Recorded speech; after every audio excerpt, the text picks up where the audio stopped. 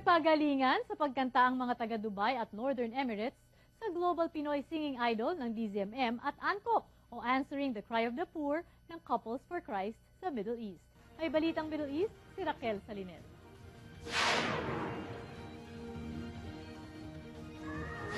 Kanya-kanyang birit ang 14 na contestant sa first elimination round ng Global Pinoy Singing Idol noong isang Biyernes.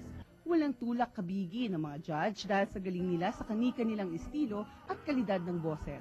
4 sa kanila ang pumasok sa unang eliminasyon at babalik ang 3 na nagtabla. Ito po ay para rin po matulungan natin yung mga talento ng mga Pilipino dito sa Middle East. At ganoon din po, masuportahan ang programa ng ANCOP, which is short for Answering the Cry of the Poor, para po sa mga mahihirap sa atin sa Pilipinas. Katuwang ang DZMM sa talent search. Nangangalap ang ANCOP ng pondo para mabigyan ng pabahay, edukasyon, medikal na atensyon at pangkabuhayan ng mga kapuspalad sa Pilipinas. Kaya naman ang mga contestant na hindi man mapili sa finalist ay masayang makiisa para sa kawang gawa. I am excited to join it because this helps a lot of people like those fortunate brothers and sisters in the Philippines.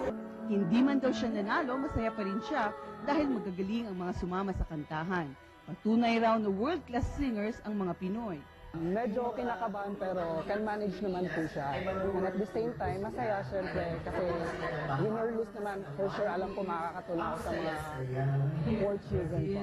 Tatakbo ang GPSI hanggang sa final elimination sa Setyembre at 13 sa Comedy Junction sa Dubai.